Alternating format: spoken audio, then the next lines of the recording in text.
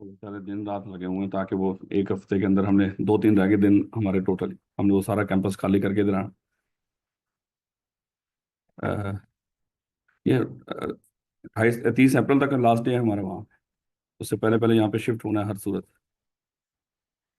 उम्मीद है कि इंशाल्लाह उसके बाद ना यानी कि 7-8 मई तक ये हो जाएगा इंशाल्लाह रेडी सर। ले मेरे बच्चों, अगर आपको याद हो चैप्टर नंबर 2 पढ़ना शुरू किया था हमने, और चैप्टर नंबर 2 में शुरू करते हैं यहाँ से, ताकि बार बार रिपीट हो जाए, आप लोगों को बता दें। आखिरी दिन है, उसके बाद 2 छुट्टियां हैं, तो मंडे और ट्यूसडे छुट्टी होगी बेटा। इंशाल्लाह वेडनेसडे को दोबारा क्लासेस शुरू हो जाएंगी। बेटा, नेम ऑफ कंपनी के बारे में हमने डिस्कस किया था कि कुछ नाम मना है। कौन कौन से नाम मना है? जो एससीसीपी ने वर्ड और एक्सप्रेशन बताए हैं, इनअप्रोप्रिएट, डिसेप्टिव, अनडिजायरेबल, और जैसे रिलीजियस ससेप्टेबिलिटी वगैरह अफेक्ट हो रही हो।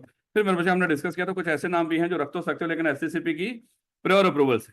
तो पहले जांच लें, फिर वो कौन से जो कनेक्शन शो कर रहे हो, हेड ऑफ स्टेट के साथ, गवर्नमेंट के साथ, फॉरेन ऑर्गेनाइजेशन के साथ, मुदारबा मैनेजमेंट कंपनी हो, या कोई एसोसिएशन आफ्टर प्रॉफिट जिसका लाइसेंस वगैरह। फिर मेरे बच्चे हमने मजीद डिस्कस किया था कि नाम जब हम रखते हैं तो बाज़ औक़ात वो कोई और रख लेता है, तो उसको रिजर्व कराने का तरीका कार कि एप्लीकेशन देके हम 60 दिनों के लिए रिजर्व करा सकते हैं। अगर ना रिजर्व कर रहा तो हम एसएससीपी को दरखास्त देके रिजर्व कर सकते हैं। फिर मेरे बच्चों को याद होगा हमने डिस्कस किया था कि दो तरह की चीजें हैं, एक है रेक्टिफिकेशन ऑफ नेम, एक है चेंज ऑफ नेम। रेक्टिफिकेशन हमने बार बार डिस्कस किया था कि जब भी नाम में गलती हो, यानी कि नाम सही ना हो, और अगर नाम और काम आपस में मैच ना कर रहे हो तो वो भी सही नहीं होता। ये कल हमने गौर की थी ना इस बात पे, है, ताकि क्योंकि कल हम थोड़े से परेशान हुए थे इस चीज़ को कि अब हम करेंगे क्या, है कि जब मकसद चेंज होगा तो नाम भी चेंज करना है। तो वो क्या होगा जब नाम चेंज कर रहे होंगे, वो उसमें स्पेशल रेजोल्यूशन सारा प्रोसेस फॉलो करेंगे या क्या करेंगे? तो वहां पे हमने डिस्कस किया था वो डायरेक्शन पे है, तो वहां पे स्पेशल रेजोल्यूशन की जरूरत नहीं है। खैर, तो हमने डिस्कस किया था कि जब नाम गलत हो, सही ना हो, उसको सही करने को रेक्टिफिकेशन कहते हैं, और जब सही हो और हम खुद अपनी मर्जी से बदल रहे हो, उसको चेंज ऑफ नेम। तो रेक्टिफिकेशन हमने डिस्कस किया था, दो सिचुएशन होंगी, या तो कंपनी को पता चल जाएगा और कंपनी अप्लाई कर देगी और रजिस्ट्रार सही कर देगा, या रजिस्ट्रार को पता चलेगा, रजिस्ट्रार हमें डायरेक्शन देगा और हम उस डायरेक्शन के मुताबिक 30 डेज के अंदर उसको सही कर लेंगे। अगर 30 दिन में सही ना किया तो खुद ही सही करके वो नया सर्टिफिकेट ऑफ इनकॉर्पोरेशन, और अगर हम उसकी बात नहीं मानेंगे और अभी पुराना नाम इस्तेमाल करेंगे तो जिम्मेदार होंगे। उसके बाद मेरे बच्चे हमने चेंज ऑफ नेम को डिस्कस करना शुरू किया था, और चेंज ऑफ नेम का मतलब यहाँ पे याद रखना, यहाँ पे जो नेम क्लॉज है वो भी चेंज हो रही होगी, ये याद रखिएगा। खाली ये चेंज ऑफ नेम नहीं बल्कि क्लॉज चेंज भी है मेमोरेंडम में, याद रखेंगे। तो इसमें मेरे बच्चे हमने डिस्कस किया था कि जब नाम चेंज करना है पेपर में, वो फिलहाल चाहे वो नेम क्लॉज चेंज करने का तरीकाकार पूछ ले, चाहे वो नाम चेंज करने का, बात तो एक ही है। सबसे पहले हमने क्या करना है, स्पेशल रेजोल्यूशन। और स्पेशल रेजोल्यूशन कहते किसको थे? जो जनरल मीटिंग में पास होती हो, 21 दिन पहले नोटिस, और 3/4 मेजोरिटी से पास होती है। तो सबसे पहले स्पेशल रेजोल्यूशन, उसके बाद रजिस्ट्रार से रिटर्न परमिशन। देखो हमने कहा था 4 क्लॉजेस चेंज होती हैं, 2 क्लॉजेस में हम अथॉरिटीज के पास जाते हैं, एक में रजिस्ट्रार के पास जाएंगे, एक में एसएससी के पास। और जो दो ही चीजों के जो हमारे सिलेबस में है जिसके लिए हम जाएंगे अथॉरिटीज के पास, जो छोटा काम है नाम चेंज करना, बड़ा काम नहीं है, और रजिस्टर ऑफिस चेंज करना बड़ा काम है, इसमें ज्यादा लोगों को तकलीफ हो। तो हमने डिस्कस किया था छोटे काम के लिए आप रजिस्ट्रार, और अगर ज्यादा बड़ा काम है जैसे रजिस्टर ऑफिस क्लॉज को चेंज करना तो एसएससीपी के पास चले जाए। उसके बाद मेरे बच्चे स्पेशल रेजोल्यूशन, रजिस्ट्रार से रिटर्न परमिशन, और क्या कंक्लूसिव एविडेंस होगी, नाम चेंज हो गया, certificate of incorporation on change of name.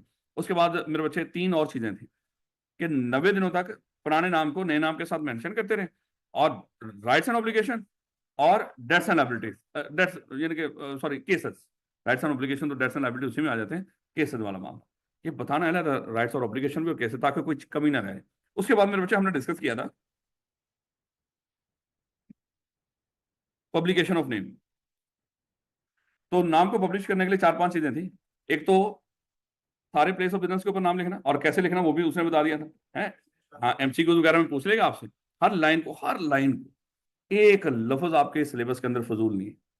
जो सिलेबस का हिस्सा, एक तो वो है ना, इसमें प्रैक्टिस क्वेश्चन है या कोई एग्जांपल्स कहीं पे दे रखी है, वो भी फजूल नहीं है, वो प्रैक्टिस क्वेश्चन पास पेपर है। जितने प्रैक्टिस क्वेश्चन है ये सारे पास पेपर हैं, याद रखिएगा। तो उसको भी अच्छे तरीके से करें, और बाकी पूरी किताब के अंदर एक भी लफ्ज फजूल नहीं, बड़े गौर से करें, किसी भी के ऊपर भी वो एमसीक्यूज बना रहे हैं। उसके बाद में बच्चे certificate of incorporation, certified copy आपने डिस्प्ले करनी है ऑफिस के अंदर। उसके बाद हमने डिस्कस किया था कि जो भी डॉक्यूमेंट्स इशू कर रहे हैं उन डॉक्यूमेंट्स के ऊपर लाजमी नाम लिखा रहे हैं, और उसके बाद हमने डिस्कस किया था पर्टिकुलर्स ऑन डॉक्यूमेंट्स, यहाँ पे लेटर हेड वगैरह की बात हुई थी, और फिर पेनल्टी होगी लेवल 1 की, और एक बड़ी अहम बात थी, बिल्कुल, पर्सनल लायबिलिटी, याद रखेंगे मेरे बच्चों। उसके बाद हमने कल डिस्कस करना शुरू किया था कि रजिस्टर्ड ऑफिस क्लॉज को चेंज करने का तरीकाकार क्या है। पहले तो क्लॉज से पहले हमने कुछ रजिस्टर्ड ऑफिस के बारे में बातें डिस्कस करना शुरू की थी। किसी भी कंपनी का कितने रजिस्टर्ड ऑफिस होते हैं? एक रजिस्टर्ड ऑफिस होता है। जो पहला पहला रजिस्टर्ड ऑफिस होता है, रजिस्ट्रार को कितने अरसे में कम्युनिकेट करना होता है? 30 डेज। और ये 30 डेज कहां से शुरू होंगे? Incorporation of company. ऐसे ना, जिस दिन कंपनी इनकॉर्पोरेट होगी तो यानी कि सर्टिफिकेट ऑफ इनकॉर्पोरेशन मिल गया, यही होता है ना, उसके 30 दिन के अंदर। उसके बाद जब भी हम रजिस्टर्ड ऑफिस चेंज किया करें, अगर देखो मैं सिर्फ रजिस्टर्ड ऑफिस चेंज करने की बात कर रहा हूं, आप लाहौर से निकल के कराची चले गए, मुझे बताएं क्या यहाँ पे रजिस्टर्ड ऑफिस चेंज हुआ है? हाँ। तो कितने दिनों में बताएंगे उनको, रजिस्ट्रार को? 15 दिन। जब हम कराची चले जाएंगे उसके 15 दिन में। लेकिन साथ क्या होगी? क्लॉज भी चेंज होगी, उसका अलग तरीका का। हाँ, वो तो क्लॉज तो चेंज होनी होनी, लेकिन रजिस्टर्ड ऑफिस चेंज की बात आखिर पे लाजमी बतानी है। चाहे क्लॉज चेंज बता रहे हो, कुछ भी बता रहे हो, जब रजिस्टर्ड ऑफिस हम एक्चुअली चेंज कर लेते हैं तो आपने आखिरी 15 दिन वाली बात लाजमी बतानी है उसको, कि 15 दिन में रजिस्ट्रार को भी बताना, जब वो शिफ्टिंग के बाद। याद रखेंगे मेरे बच्चों? तो हमने ये डिस्कस किया था। उसके बाद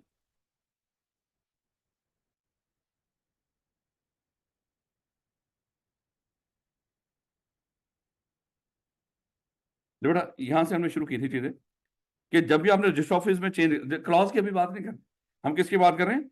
रजिस्टर्ड ऑफिस। देखो, the change of register office, खुदा के लिए ध्यान रखना, यहाँ पे फिलहाल वो ये नहीं कहना change of register office clause. जब क्लॉज की बात करेंगे फिर हम क्लॉज के बारे में सोचें फिलहाल।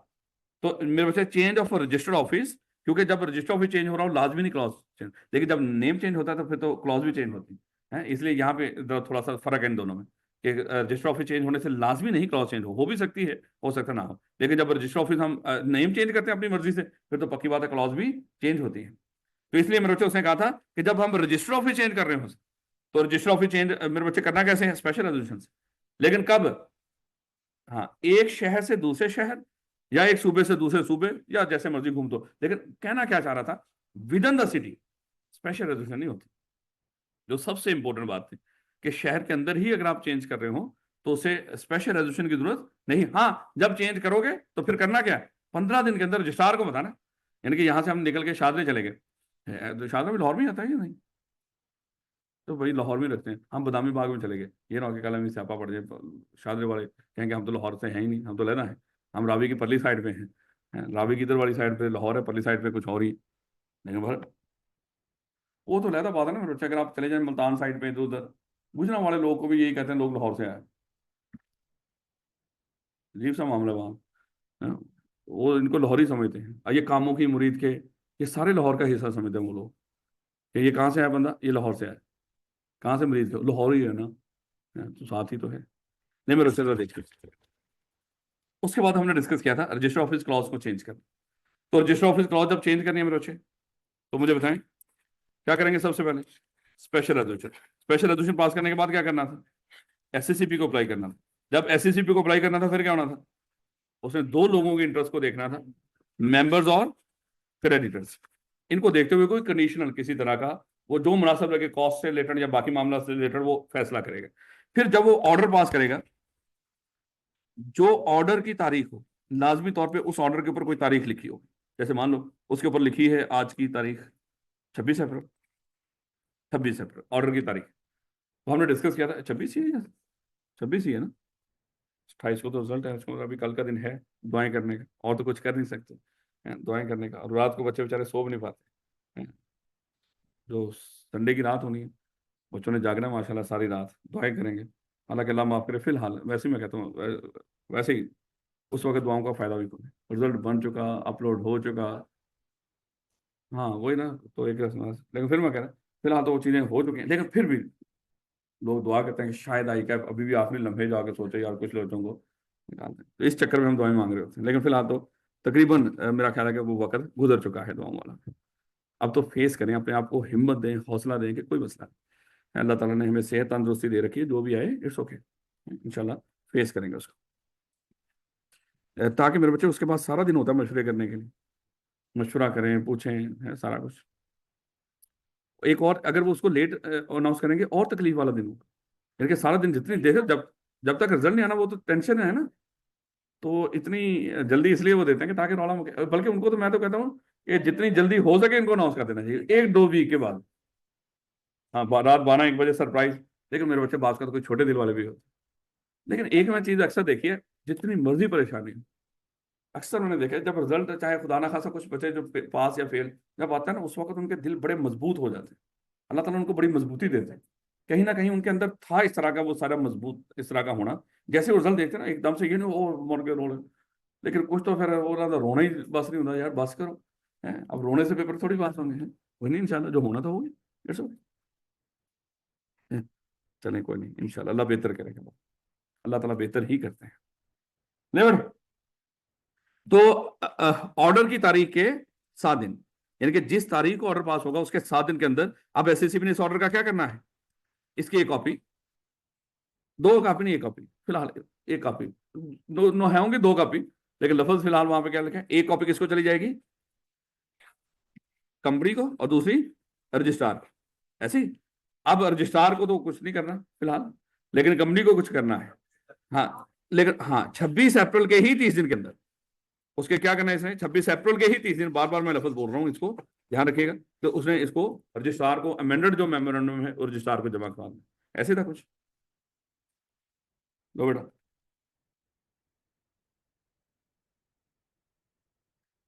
उसके बाद हमने डिस्कस किया था कल principal line of business clause को चेंज करने का तरीका। क्या करना था, स्पेशल रेजोल्यूशन, क्योंकि वो तो करनी है, क्लॉज चेंज हो रही है, मेमोरेंडम में लिखी हुई है, वो तो चेंज होगी ही होगी। स्पेशल रेजोल्यूशन तो पास होगी। स्पेशल रेजोल्यूशन पास करने के बाद अगली बात हमने लिखकर बतानी है उसको पेपर के अंदर, अगर वो पूछ रहे वो पेपर कि principal line of business clause को चेंज करने का तरीका कार बताओ, हम ये बताएंगे उसको स्पेशल रेजोल्यूशन पास करनी है।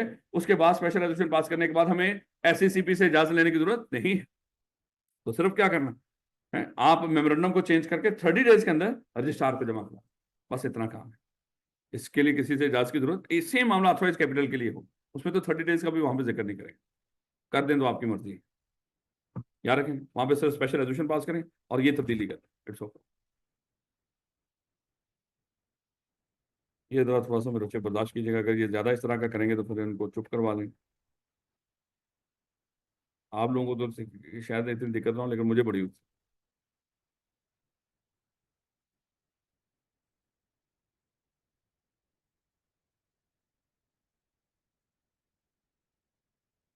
हाँ, इसमें एक और चीज भी बतानी है मेरे बच्चे, कि जब हम principal line of business change clause change करते थे तो नेम चेंज का भी मामला, और फिर हमने यहाँ पे कल वो उसी में वो गौर की थी। देखो शायद पहले मैं यहाँ पे रुके कभी, देखो हर दफा कोई ना कोई लाइनों पे तो मैं बताता हूँ बच्चों को, लेकिन शायद इस पे भी आप लोगों ने तो जो दिलाई तो जब थोड़ा सा ध्यान और गया है। तो हमने डिस्कस किया था कि जब वो नेम चेंज की बारी आएगी कि आप वही प्रोसेस अडॉप्ट करेंगे जो पीछे है। हमने डिस्कस किया था कि यहाँ पे क्योंकि रजिस्ट्रार डायरेक्शन देगा, नाम और काम आपस में मैच नहीं कर रहे होंगे, कमेंसुरेट नहीं कर रहे होंगे, तो रजिस्ट्रार में डायरेक्शन देगा, तो डायरेक्शन में स्पेशल रेजोल्यूशन की जरूरत नहीं होती। हमने उसके मुताबिक फिर नाम को चेंज करके उनको बताते हैं। और अगर नहीं करेंगे तो 30 डेज के अंदर, जब वो डायरेक्शन देगा 30 दिन के अंदर नहीं करेंगे, वो खुद नाम को चेंज करके हमें बता देंगे। वो भी बात याद रखें। ले बेटा, उसके बाद कल हमने डिस्कस किया था, अगर आप कोई कारोबार करते करते कोई ऐसा बिजनेस अडॉप्ट कर लें जिसके लिए लहदा से कहीं पे परमिशन की जरूरत है, कोई आप जैसे सीएफए हम चला रहे हैं, कोई कंपनी बना रहे हैं, हम कोई कारोबार करना चाहते हैं जिसके लिए कहीं से और अप्रूवल भी चाहिए। जैसे हमने कहा था हम पेट्रोल पंप खोलना चाह रहे हैं अभी इसके नाम पे, तो अप्रूवल चाहिए होगी। कोई चाहे साथ इसके कोई एक्टिविटी करने जा रहे हो, अडॉप्ट करने जा रहे हैं कोई बिजनेस एक्टिविटी, चाहे पूरा चेंज करके चाहे इसके साथ, जिसके लिए कहीं से गवर्नमेंट से परमिशन, अप्रूवल या रजिस्ट्रेशन या कोई लाइसेंस वगैरह की जरूरत है। ये 4 चीजें दिमाग में रखनी है, क्योंकि जब वो पेपर में ये पूछ लेगा ना, तो अब बच्चों के दिमाग में उस तरह आने नहीं। बच्चों ने तो ये कहा होगा जिस तरह का वो तरीका उस तरह का ये तरीका, भाई खाली ये तो बताओ ये तरीका अडॉप्ट कब होगा। है कि जब एक कंपनी कारोबार करते करते कोई ऐसा कारोबार करने जा रही हो या कोई ऐसी एक्टिविटी अडॉप्ट करने जा रही हो, इवन देन वो यही कह देगा कि एक कंपनी अच्छी खासी चलती चलती एसोसिएशन नॉट फॉर प्रॉफिट बनाने जा रही है। हाँ, तो वो बताएं कि उसको क्या यहाँ पे वो प्रोसेस फॉलो करना पड़ेगा। है वो कंडीशन भी पूछ सकता है कि कहाँ से जाके उसको वो लाइसेंस मिलेगा। है वो कंडीशन पूछे तो फिर वो चैप्टर नंबर 1 वाले मामला। अगर वो ये पूछ रहा हो कि अच्छा बताएं कि यहाँ पे ये जो एसोसिएशन नॉट फॉर प्रॉफिट बनाने जा रहे हैं, अब इसके लिए किस तरह इनको मेमोरेंडम में क्या चेंज करना है, तो हमें कैसे चेंज करेंगे, स्पेशल रेजोल्यूशन पास करेंगे। फिर जो भी उसमें सेम वही मेरे बच्चे दोबारा से उसको जल्दी जल्दी स्पेशल रेजोल्यूशन, एससीसीपी, उसके बाद मेंबर और क्रेडिटर ऑर्डर, 7 दिन के अंदर कंपनी और रजिस्ट्रार, फिर कंपनी ने 30 दिन के अंदर चेंज मेमोरेंडम उसको जमा करवा दे। ऐसे ही था, तो ये सारा मेरे बच्चे, इसमें कोई चेंज नहीं। लो बेटा, article of association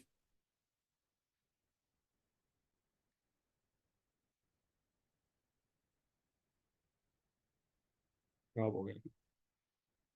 article of association का पहला टॉपिक क्या है बोला,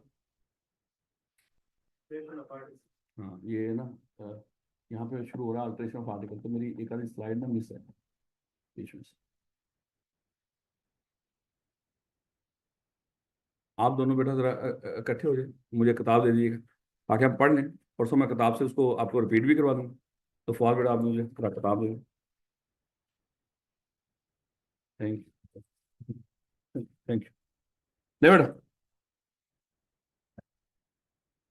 आल्ट्रेशन ऑफ आर्ट, सॉरी, पहले तो आर्टिकल एसोसिएशन याद करें, हमने डिस्कस किया था कि कंपनी के दो डॉक्यूमेंट्स हैं, एक कंपनी बनाने वाला, दूसरा कंपनी चलाने वाला।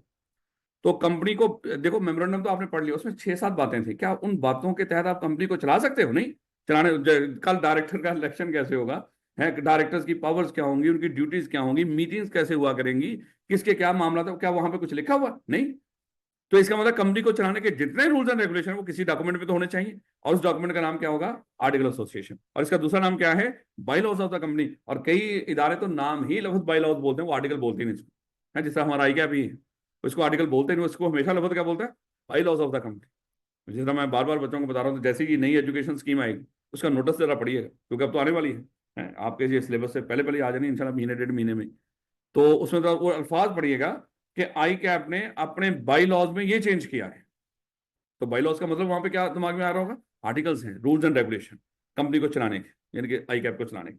अब मेरे बच्चे, इसके ये नाम मैंने आपको वहां पे पहले भी हमने डिस्कस कर लिए थे कि आर्टिकल्स कह लो, बाई लॉज कह लो, या secondary document of the company. Primary document कौन सा? वो मेमोरेंडम था।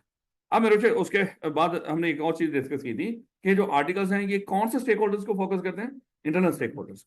ये छोटी छोटी बातें ये भी याद है तो बेटा जरा देखिएगा नेक्स्ट इसका मामला, रजिस्ट्रेशन ऑफ आर्टिकल्स।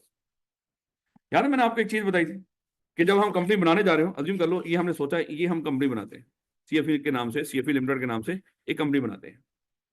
लेकिन मेरे बच्चे, जब हमने कंपनी बनानी थी सबसे पहले क्या सोचते थे? नाम, उसकी अवेलेबिलिटी, सारा कुछ। उसके बाद हम जब अवेलेबिलिटी कंफर्म होगी तो मेमोरेंडम आर्टिकल तैयार करते थे, रजिस्ट्रार को फाइल करते थे, और फिर हमें सर्टिफिकेट ऑफ इनकॉर्पोरेशन इशू होता।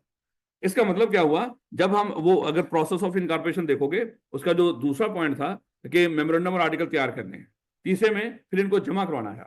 तो वहां पे मेरे बच्चे था मेमोरेंडम तैयार करें और आर्टिकल तैयार करें। फिर मेरे बच्चे, अगर आपको याद हो, फिर जब हमने डॉक्यूमेंट्स और इन्फॉर्मेशन पढ़े थे, उसके अंदर था कि वो फिर दोबारा बता रहा था डिक्लेरेशन जमा करवाना है, और उसके बाद मेमोरेंडम तैयार करके जमा करवाना है, और आर्टिकल्स, और वहां पे लफ्ज लिखा हुआ था optional for company limited bye share capital.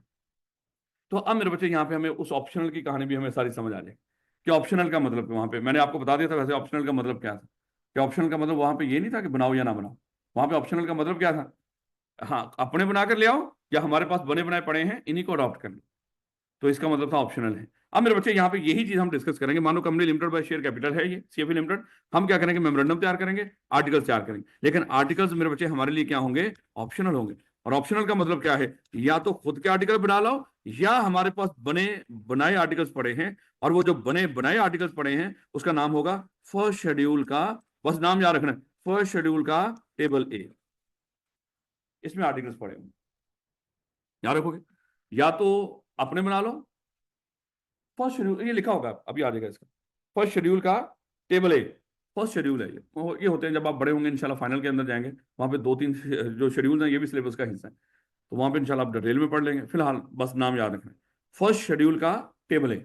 इसमें आर्टिकल्स हैं, यानी कि रूल्स एंड रेगुलेशन है कंपनी के। तो या तो खुद के बना लो आते हुए, या हमारे पास बने बनाए हुए पड़े हुए हैं, आप एक कागज पे चाहे लिख लाओ कि हमने आपके ही वो फर्स्ट शेड्यूल के टेबल ए को आर्टिकल्स के तौर पे अडॉप्ट कर लिया, या नहीं भी लिखेंगे, बाय डिफॉल्ट आपके यही आर्टिकल्स बन जाए। ये ऑप्शन है हमारे पास। तो देखिएगा मेरे बच्चे, articles are the bylaws of the company. सबसे अच्छा, एक और चीज, ये मैंने पहले भी वैसे आपको बता दिया था, लेकिन फिर दोबारा जरा इसको देखिएगा। हमने कहा था कंपनी को चलाने के लिए सबसे प्राइमरी डॉक्यूमेंट कौन सा है? कंपनी को बनाने और चलाने के लिए सबसे अहम डॉक्यूमेंट कंपनी एक्ट 2017, ये सबसे अहम। अब ज्यादा हो गया।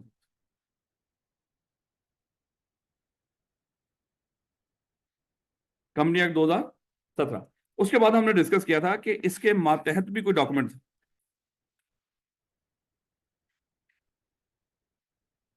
उसको क्या बोलते हैं? मेमोरेंडम। फिर हमने डिस्कस, इसके मातहत भी कोई डॉक्यूमेंट था, आर्टिकल एसोसिएशन। फिर उसके मातहत भी कुछ होगा, कंपनी में जितने कॉन्ट्रैक्ट होते हैं वो हमेशा इनके, और फिर इसके मातहत भी होगा, और उसको बोलेंगे रेजोल्यूशन। अच्छा, ये ना बात का उनको कहेंगे, करेंगे हम सिर्फ ये क्लास हमारी 1 बजे तक, बाकी करते रहे, बस वो कभी कभार करते हैं, वैसे ज्यादा नहीं। बस उनको ये कहें कि वो कभी कभार भी अगर थोड़ी सी एहतियात कर लें, सिर्फ 1 बजे तक। ले बेटा, दोबारा वापस। कंपनी को चलाने के लिए सबसे अहम डॉक्यूमेंट कौन सा है? Company act 2017। कोई मेरे बच्चे कोई कानून इसके खिलाफ नहीं हो सकता, ये सबसे बड़ा कानून है कंपनी से रिलेटेड। इसके मातहत आगे, यानी कि इसके मातहत का मतलब क्या है, हम बनाएंगे एक और रूल्स एंड रेगुलेशन, वो मेमोरेंडम की शक्ल में। लेकिन मेमोरेंडम में जो बातें लिखी होंगी वो किसकी मातहत होंगी? Company act 2017। अब मेमोरेंडम में कोई ऐसी बात नहीं कर सकते जिसकी एक्ट इजाजत ना देता। और फिर तीसरे नंबर पे आ जाते हैं आर्टिकल एसोसिएशन, ये मातहत होगा मेमोरेंडम का। लेकिन जो चीज मेमोरेंडम की मातहत है, पक्की बात, वो किसकी मातहत है? एक्ट की भी मातहत। इसमें आर्टिकल में जितने रूल्स एंड रेगुलेशन होंगे वो ना तो कंपनी के मेमोरेंडम के खिलाफ होंगे और ना ही कंपनी एक्ट 2017 के। और फिर उसके बाद कंपनी जितने भी कॉन्ट्रैक्ट्स करती है लोगों से, ये जो ये आगे हायरार्की खुद देगा, वो ये ना समझना कि मैंने अपनी तरफ से लिखी है। ये हायरार्की हमारे सिलेबस में है, वो खुद बताएगा भी आपको। और उसके बाद में बच्चे जितने कंपनी कॉन्ट्रैक्ट्स करती है, ये सारे के सारे कॉन्ट्रैक्ट रूल्स एंड रेगुलेशन के मुताबिक करेगी। और रूल्स एंड रेगुलेशन किसके तहत बने हुए? मेमोरेंडम। और वो किसके तहत बना हुआ? एक्ट। यानी कि कंपनी के जितने कॉन्ट्रैक्ट हैं इन तीनों डॉक्यूमेंट्स के मातहत।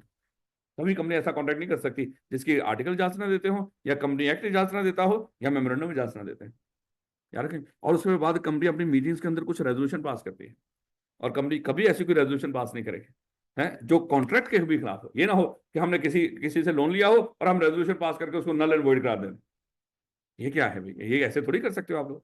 तो ऐसी रेजोल्यूशन पास नहीं करनी जो एक्ट, कॉन्ट्रैक्ट, आर्टिकल, मेमोरेंडम या एक्ट के खिलाफ। याद रखोगे मेरे बच्चे।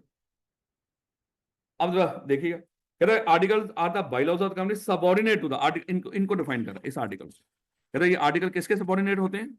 मेमोरेंडम के। And further subordinate to the company act. अभी 2 रह गए, वो आगे आ जाएंगे जो पीछे कॉन्ट्रैक्ट हो। The articles may be stricter than the company act but not vice versa. ये बार बार मैं बताऊंगा आगे इसका मतलब क्या है। फिलहाल यहाँ पे देखिएगा, कहता है कि आर्टिकल्स के अंदर जो रूल्स एंड रेगुलेशन लिखोगे आप, ये ज्यादा स्ट्रिक्ट होते हैं एज कंपेयर टू, हो सकते हैं as compare to company act 2017, लेकिन उसके वाइस वर्सा नहीं हो सकते। लेकिन flexible. Just example, company act ने कह रखा है कि अगर कोई कंपनी आपकी प्राइवेट है, उसमें कम से कम 2 डायरेक्टर होने चाहिए और 2 मेंबर होने चाहिए। अज्यूम कर, ये कम से कम है, ये किसने बोले? कंपनी एक्ट ने। अच्छा, इससे ज्यादा अपने आर्टिकल स्ट्रिक्ट बना लो आप, लेकिन इससे फ्लेक्सिबल नहीं कर रहे। ये लफ्ज बोला था कंपनी एक्ट ने, कम से कम कितने? 2 डायरेक्टर, कम से कम 2 मेंबर। अब हम अपनी कंपनी का आर्टिकल बनाने जा रहे थे, उसके अंदर हमने कह दिया कि हमारा जो डायरेक्टर होंगे है भी कंपनी सिंगल मेंबर नहीं, प्राइवेट है, और हमारे डायरेक्टर 1 होगा। कानून कहते हैं ना, आपने तो फ्लेक्सिबल कर लिया अपने आप से। हमने बोला था कम से कम 2 डायरेक्टर, और आप कौन होते हो इसको कम से कम 1 पे करने वाले? हाँ, ज्यादा करना है तो फंस रहे हैं तो फंस जाओ। यानी कि अगर आपने अपने लिए अजियत पैदा करनी है, कर लो, कंपनी एक्ट को उससे कोई लेना। अगर हम ये कह देते हैं कंपनी भी हमारी प्राइवेट है और डायरेक्टर भी हमारे 5 होंगे, अब आपके 5 ही डायरेक्टर होंगे। अगर कंपनी एक्ट के खिलाफ कोई बात करोगे तो जो बात कंपनी एक्ट कह रहा है वो होगी। अगर उससे ज्यादा स्ट्रिक्ट बना लेते हो तो फिर जो आर्टिकल में लिखा है वो होगी। आगे जाके जैसे चले, एक बड़ी बात आप पढ़ के आए तो मुझे बताओ, मीटिंग देने के लिए नोटिस, स्पेशल रेजोल्यूशन पास करने के लिए कितने दिन पहले नोटिस देना? कम से कम 21 दिन पहले। ये किसने बोला? ये कंपनी एक्ट है। अगर आप आर्टिकल में ये लिख लो कि हम जब भी कोई रेजोल्यूशन पास करनी होगी, स्पेशल रेजोल्यूशन, हम उसका 10 दिन पहले नोटिस दिया करेंगे, ये खिलाफ है।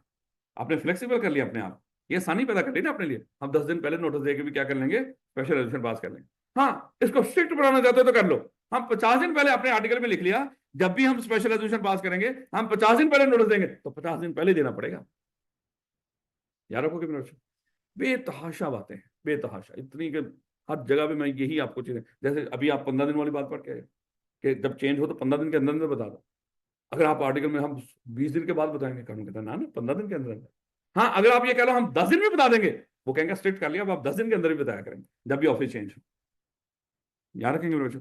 तो अल्फाज क्या बोल रहा है कि ये जो हम रूल्स एंड रेगुलेशन बनाएंगे कंपनी के लिए, वो स्ट्रिक्ट बना सकते हो कंपनी एक्ट से, लेकिन उससे फ्लेक्सिबल नहीं बना सकते। यानी कि वाइस वर्सा अलाउ नहीं है। याद रखो कि स्ट्रिक्ट बना लो, लेकिन ये नहीं कि फ्लेक्सिबल उसको कर। याद रखोगे इस बात को मेरे बच्चों, पक्की बात है। मैं बार बार बताऊंगा इसके एग्जाम्पल कि देखो यहाँ पे आर्टिकल, ये कंपनी एक्ट ये कह रहा है, और हमने क्या कर दिया, हम इसको स्ट्रिक्ट कर सकते हैं लेकिन इसको फ्लेक्सिबल नहीं कर सकते। देखेंगे आगे जाके भी इसकी बथेरी एग्जांपल्स आ जाएंगे। ले बेटा, रजिस्ट्रेशन ऑफ आर्टिकल्स, यहाँ पे वो बात आ गई। कहता है कि the article of association sign by the subscriber to the memorandum and setting. देखो, जो मेमोरेंडम के सब्सक्राइबर होते हैं वो आर्टिकल को भी साइन करते हैं। जब हम रूल्स एंड रेगुलेशन आर्टिकल बनाते हैं तो वही जो सब्सक्राइबर टू द मेमोरेंडम होते हैं, उन्हीं के साइन कहाँ पे आ रहे होते हैं? आर्टिकल्स के ऊपर भी आ रहे होते हैं। एंड सेटिंग और regulation for the company may shall be registered. अब देखो मे का मतलब क्यों है, ऑप्शन है, ये ऑप्शन ना होता लफ्ज क्या होना था, मेमोरेंडम और आर्टिकल शेल बी रजिस्टर्ड। खाली मेमोरेंडम लिखा होता शेल बी रजिस्टर्ड, क्योंकि हर कंपनी का यूनिक है, उसने अपना बना के रजिस्टर्ड करवाना। लेकिन क्योंकि साथ आर्टिकल्स की बात हुई, इसे लफ्ज क्या लिख दिया, मे। देखो आर्टिकल्स के लफ्ज मे है, और शेल किसके लिए, ये मेमोरेंडम के लिए।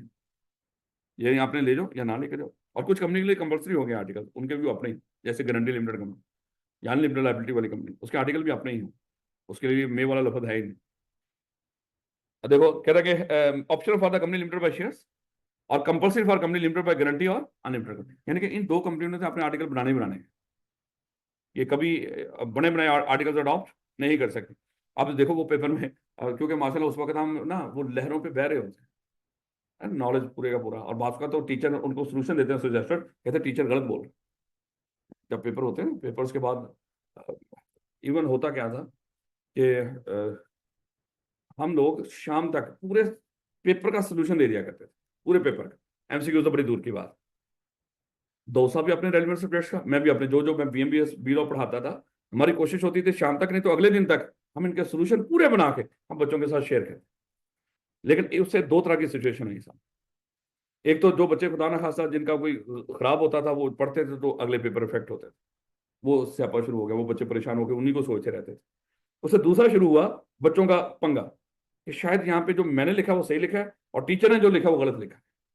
अब किस किस को सेटिस्फाई करेगा। अब इतने हजारों बच्चों ने पेपर दिया कि हजारों के सही तो नहीं होंगे आंसर, किसी के गलत। और जो बच्चा लिख कर आ रहा था, बच्चा इसलिए लिख कर आता है उसको पता था मैं जो लिख रहा हूँ सही है, तो बच्चा जो उसको लिखते हुए पता हो कि मैं गलत लिख रहा हूँ, बच्चा पागल लिखेगा मैं गलत लिख रहा हूँ। लेकिन जब वो सोल्यूशन आपस में कॉन्फ्लिक्ट करते थे तो फिर वो बेचारे का एक अपना टीचर से पंगा, हमने कहा कि गोली मार। उसके बाद हमने सोल्यूशन ही देने बंद कर दिए, मुतफिका तौर पर सारे टीचर्स ने हमने आपस में एग्री किया। अभी कोई नया टीचर मार्केट में आ रहा हो तो वो इस तरह के कोई सोल्यूशन की चीज बना के अपना जरा नाम के लिए वही ना, लेकिन वो खत्म कर दिया सारा सिलसिला, अभी गोली मारो। इससे बच्चा बचाए कि हम अपना कोशिश करेंगे बच्चे के लिए भला पैदा करने की, चले वो देख ले क्या बनाए, उसके नुकसान ज्यादा। खैर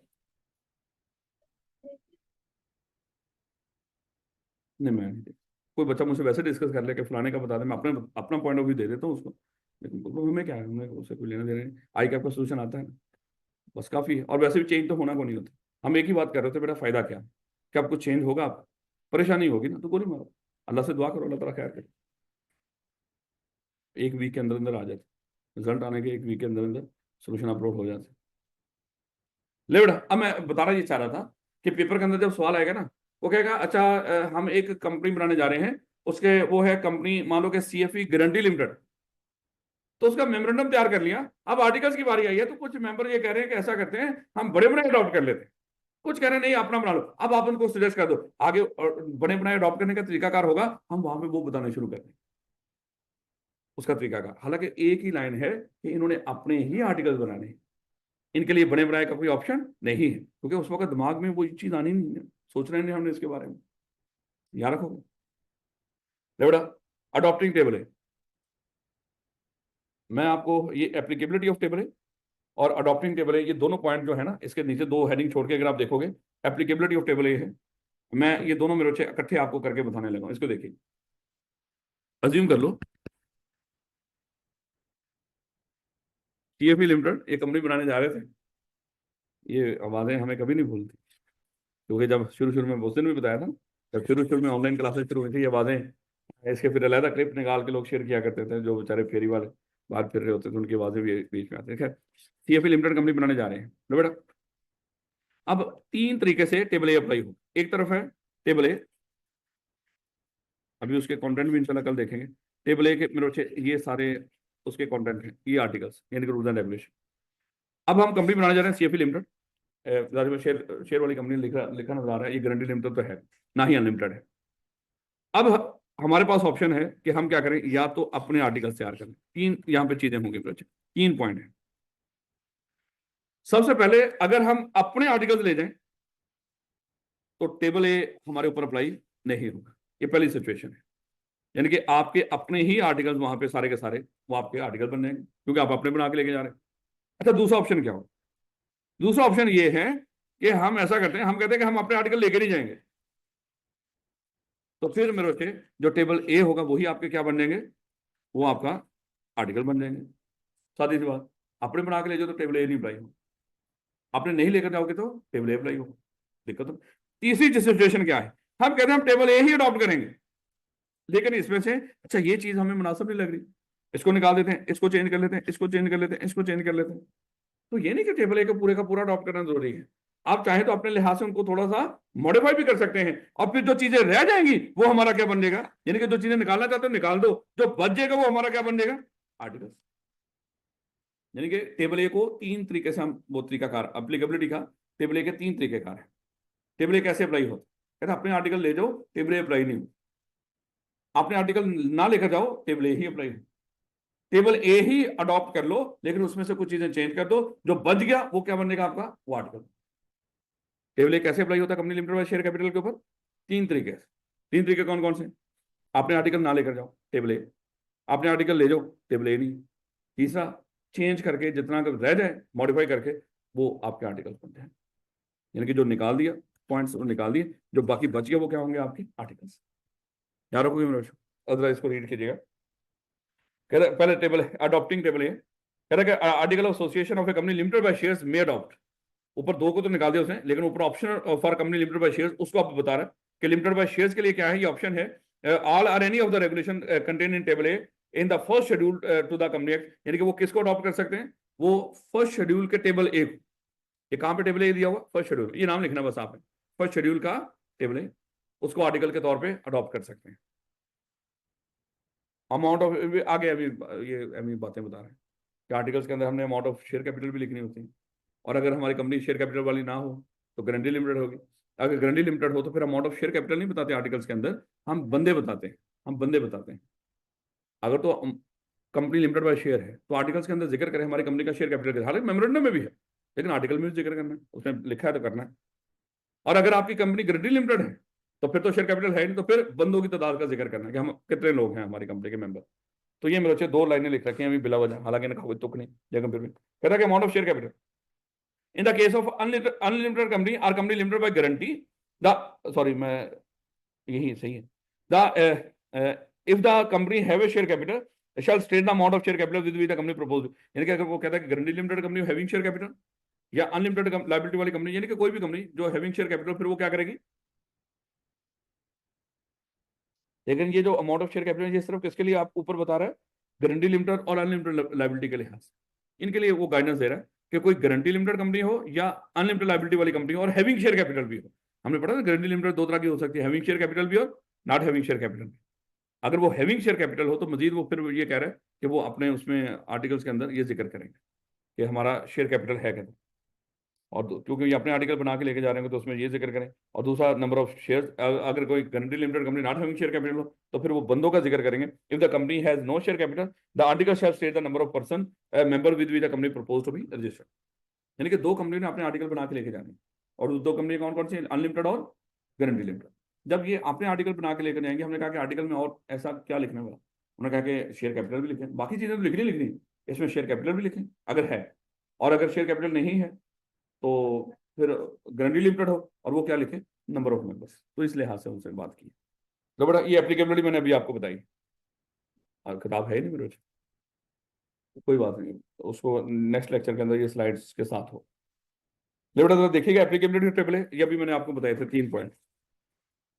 सबसे पहला पॉइंट क्या है, table A is applicable in full if articles are not registered, यानी कि आप अपने आर्टिकल लेकर ना जाओ रजिस्टर्ड करवाने के लिए, तो क्या अप्लाई होगा आपके ऊपर, by default table A apply, पहला पॉइंट। उसके बाद के बाद सीधा तीसरा पढ़ें, दूसरा ना पढ़े, table A not applicable at all, table A पूरे का पूरा ही अप्लाई नहीं होगा आपके ऊपर, कब, if specifically excluded by articles filed by the company, अगर कंपनी अपने आर्टिकल जाके फाइल करवा देती है वहां पे तो टेबल ए पूरे का पूरा क्या हो जाएगा, एक्सक्लूड हो जाएगा, उसको बीच में शामिल करने की जरूरत नहीं है। अब दूसरा पॉइंट जो उसको वो ये यहाँ पे जो मैंने आपको तीसरा बताया था वहां पे दूसरा लिखा हो, और ये क्या था, table A is applicable to the extent not modified. देखो कुछ चीजें तो हमने मॉडिफाई कर ली, मॉडिफाई करने के बाद जो चीजें मॉडिफाई करने से रह गई, यानी कि जो बच गया वो हमारे क्या बन जाएंगे, टेबल है, यानी कि वो सॉरी आर्टिकल्स। तो क्या करना, table is applicable to the extent, उस हद तक अप्लाई होगा, नॉट मॉडिफाइड और एक्सक्लूडेड, यानी कि जो टेबल ए में से जो चीजें आपने मॉडिफाइड और निकाली नहीं निकाली तो उस हद तक मेरे बच्चे वो हमारे क्या बन जाएंगे, हमारे आर्टिकल्स बन जाएंगे। याद रखो, अब वो कोई बंदा पूछ ले टेबल ए कैसे अप्लाई होता है, 3 तरीके का है, पूरा table A apply, no articles, articles no table A, table A किस हद तक, जो हमने मॉडिफाइड और एक्सक्लूड नहीं किया। जो मॉडिफाइड और एक्सक्लूड यानी कि इजाजत है आपको मॉडिफाइड और एक्सक्लूड करने की, जो मॉडिफाइड और एक्सक्लूड कर दो तो वो आपके आर्टिकल का हिस्सा नहीं बनेगा, बाकी सारे आपके आर्टिकल। तो ये मेरे सादी सादी बातें, लेकिन बहरहाल क्लैरिटी एंड वोटिंग राइट्स। कहते हैं मजीद आर्टिकल्स के अंदर आपने ये भी जिक्र करना है कि हमारी कंपनी के कौन सी क्लासेस के पास कितने वोट्स हैं। देखो मेरे बच्चे, एक चीज अभी भी याद रखिएगा, आगे भी जाके हम पढ़ेंगे, बाय डिफॉल्ट एक शेयर बराबर होता है एक वोट। जनरल मीटिंग के अंदर वोटिंग होती है, तो बाय डिफॉल्ट जिसके पास जितने वोटिंग राइट्स वाले शेयर्स होते हैं उतने उसके पास क्या होते हैं, वोट होते हैं। लेकिन मेरे बच्चे बात का डिफरेंट क्लासेस भी होंगी, चैप्टर 5 के अंदर जाके पढ़ेंगे। हमारे ऑर्डिनरी शेयर्स हैं, ऑर्डिनरी शेयर्स हैं, उसमें मान लो ऑर्डिनरी शेयर्स के अंदर ही एक है हमारी क्लास ए, एक है क्लास बी। ऑर्डिनरी शेयर ही उसकी भी क्लासेस बनाई जा सकती है। हमने कहा कि क्लास ए एक ऐसी खूबसूरत क्लास है कि अगर उसके किसी के पास एक शेयर होगा तो 2 वोट मिलेंगे, और क्लास बी ऐसी क्लास है जिसमें आपको 5 शेयर खरीदने पड़ेंगे 1 वोट के लिए। इस तरह हम बना सकते हैं। तो ये सारी डिटेल कहां पे लिखी होगी, आर्टिकल्स के अंदर, याद रखो। अगर इस तरह का मामला, the article of every company shall be expressed and without ambiguity and shall list and enumerate the voting rights and other rights attached to the different classes of shares and other security। यानी कि हमारी जो हम security issue करेंगे, जो shares issue करेंगे, उसके साथ क्या वोटिंग राइट्स होंगे, वो हमने कहां पे लिखने हैं, आर्टिकल्स के अंदर। रूल्स एंड रेगुलेशन है सर, बता रहे हैं आपको इस तरह की छोटी छोटी बात। और अगर ऊपर की बातें आपने ना मानी तो हर डायरेक्टर ऑफिसर वगैरह उनके ऊपर क्या होगी, पेनल्टी। तो कैसे हुआ, वैसे कोई इस तरह का होना नहीं चाहिए था, हो गया।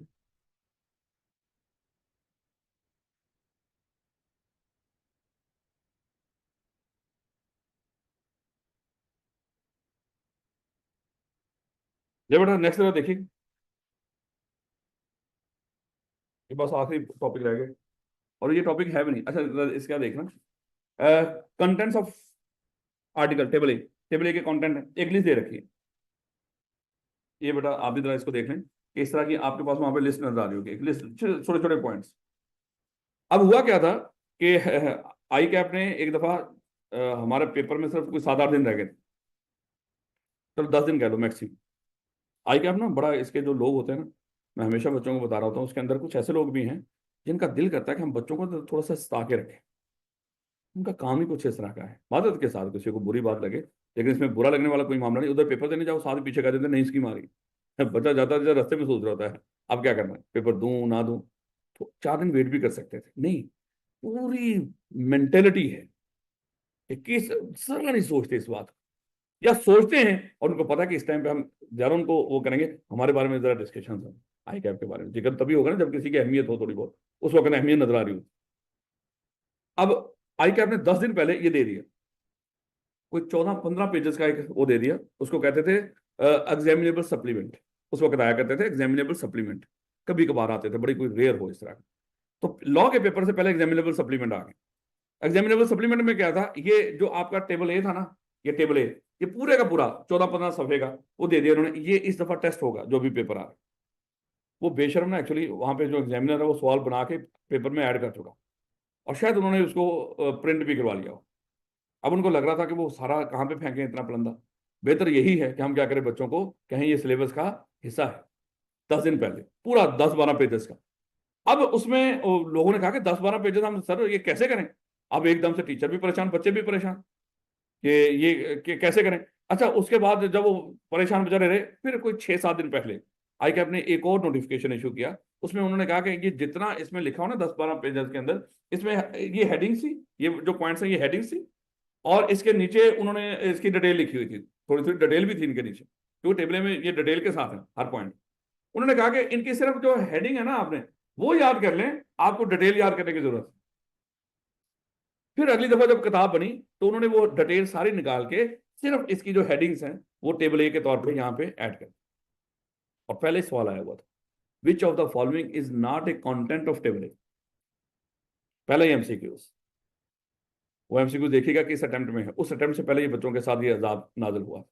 जब आप वो कर रहे होंगे पिछले पास पेपर, वो यहाँ पे तो नहीं लिखा होगा क्योंकि वो किताब पे है लास्ट में, अगर इसी उसमें देखेंगे एमसीक्यूज के अंदर।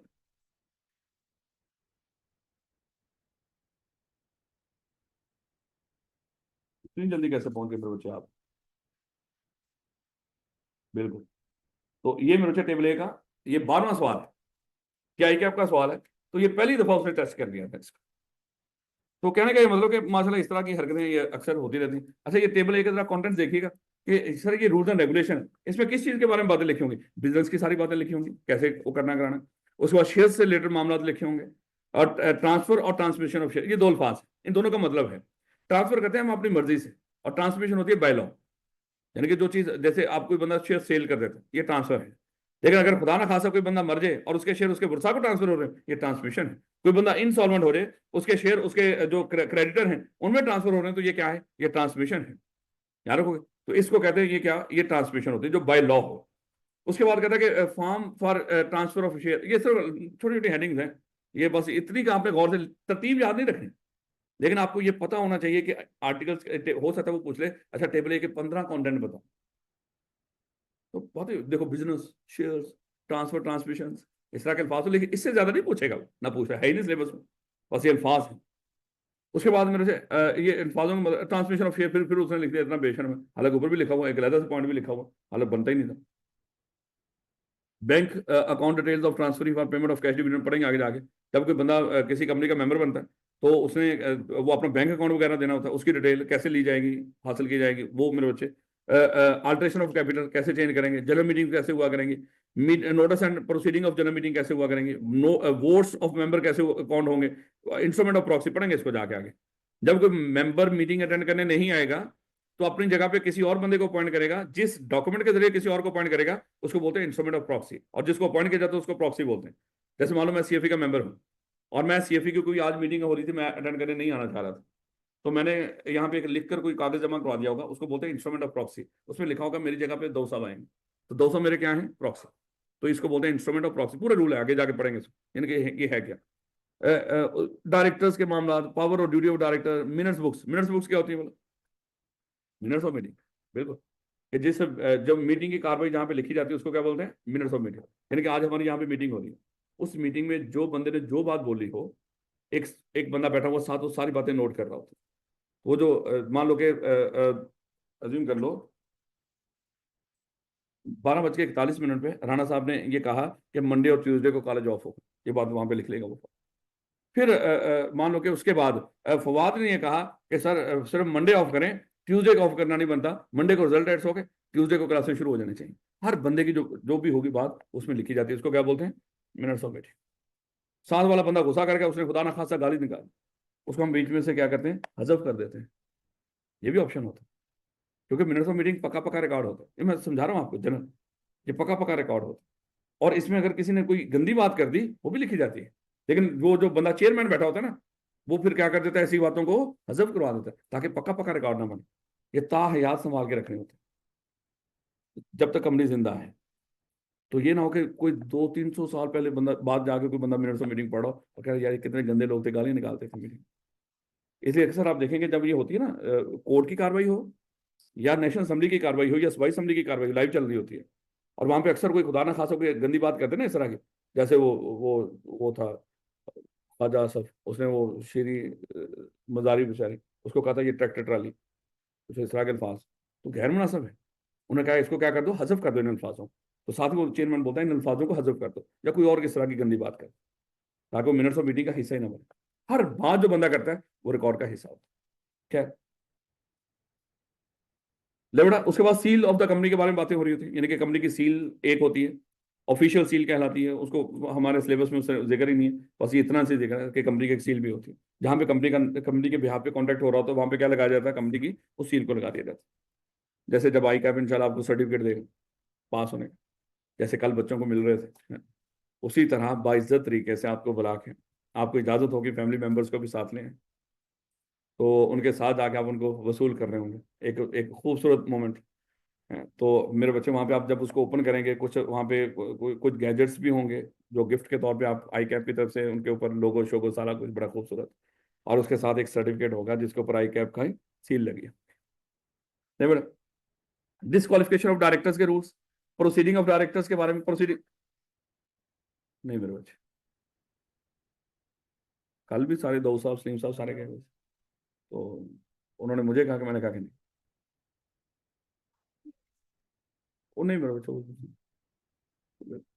फिर कभी इंशाल्लाह मेरे बच्चे जब खुद वहां पे होंगे ना, शायद मैं भी वहां पे हूँ जब आप लोग वहां पे जाएंगे।